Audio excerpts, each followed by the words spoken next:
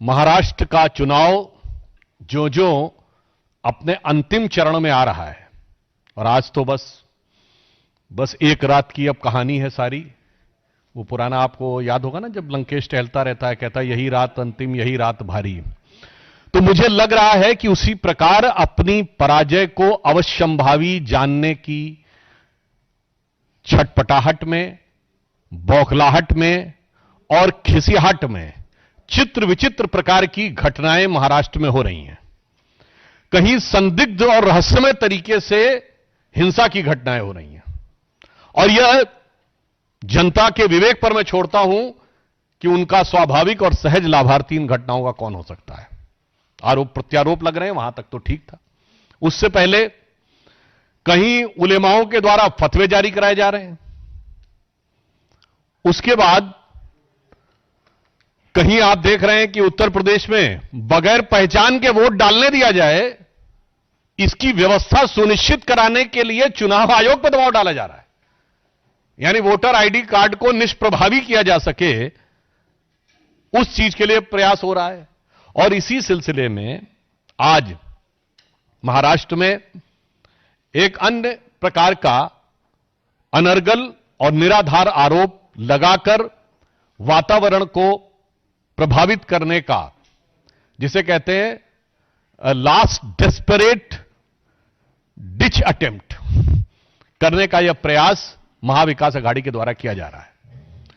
और इसमें भी बड़ी महत्वपूर्ण बात यह है कि जिस नाला सोपारा विधानसभा में इस घटना का आरोप लगाया गया है, वहां महाविकास अघाड़ी मुख्य लड़ाई में ही नहीं है। मतलब जिसे कहते कहावत होती है ना, बेगानी शादी में अब्दुल्ला दीवाना।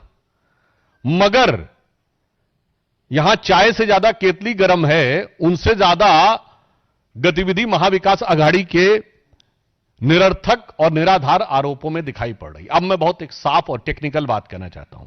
श्री विनोद तावड़े जी हमारे राष्ट्रीय महासचिव हैं और संगठन से जुड़े अनेक कार्यों को देख रहे हैं।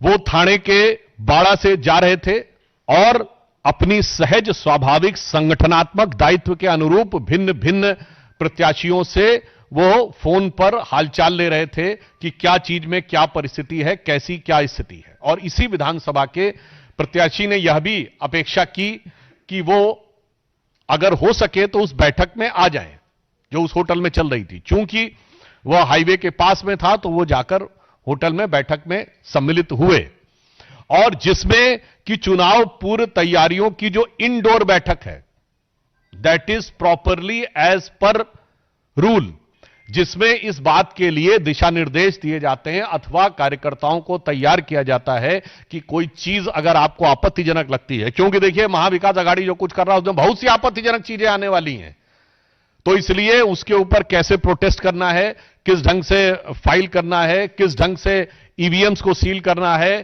किस ढंग से विपक्ष के द्वारा की जाने वाली बोगस वोटिंग को रोकने का प्रयास करना है। क्योंकि उत्तर प्रदेश से तो यह भी चल रहा है ना कि वो पर्दे में रहने दो, पर्दा ना उठाओ, ताकि पर्दे के पीछे जो चल रहा है वो चलता रहे। तो इस प्रकार की चीजों के बारे में एक संगठनात्मक, उसे बैठक कहें या अनौपचारिक बैठक कहें, उस रूप में वो भाग लेने के लिए पहुंचे। और वहीं अनायास वहां के जो बहुजन विकास अघाड़ी के प्रत्याशी हैं वो आ गए और पहले उन लोगों ने इस बात के लिए विवाद उठाना शुरू किया। अब यहां पर मैं बहुत टेक्निकल बात कहना चाहता हूं। हमारी तरफ से, श्री विनोद तावड़े जी की तरफ से बहुत स्पष्ट कहा गया है कि यह घटना होटल की है, किसी प्राइवेट प्लेस की नहीं है। आप होटल के और आसपास के क्षेत्रों के सीसीटीवी फुटेज को वह चेक करें, इस बात का हम अनुरोध करते हैं। क्योंकि जिस प्रकार का एब्सर्ड एंड इलॉजिकल, अतार्किक, हास्यास्पद और दुर्भाग्यपूर्ण आरोप लगाया गया है कि 5 करोड़ रुपए आए थे, मैं कांग्रेस वालों से पूछना चाहता हूं, भाई ये 5 करोड़ रुपए जो होते हैं, ये कोई आज के जमाने में ऐसी तो चीज है नहीं कि कोई आदमी जेब में पॉकेट में डाल के लिए जाएगा। वो तो बहुत भारी मात्रा में दिखाई पड़ना चाहिए ना, तो उसका कहीं कोई विजुअल इंपैक्ट दिखना चाहिए, वो दिखाएं, हवा में आरोप मत लगाएं। हां, वैसे यह हो सकता है कि ये कांग्रेस पार्टी और महाविकास अघाड़ी उन नेताओं में जिनके 350 करोड़ घर में से निकलते थे, और उसके बाद जो काउंट करने वाली मशीनें थी वो हीटअप हो जाया करती थी। अब 350 करोड़ जिसके घर में इधर उधर पड़े रहते, उसे 5 करोड़ लगता होगा कि चिल्लर टाइप हैं, कहीं इधर उधर पड़े होंगे, दिखाई नहीं पड़े होंगे। महोदय, मगर मैं देश की आम जनता की तरफ से बोलना चाहता हूं कि इतनी बड़ी धनराशि का आप हवा में आरोप नहीं लगा सकते। आपको साफ बताना होगा कि वो कहां था, इसलिए पहला आरोप यह निरर्थक है। दूसरी बात, उस बैठक में पार्टी के कार्यकर्ता मौजूद थे, कोई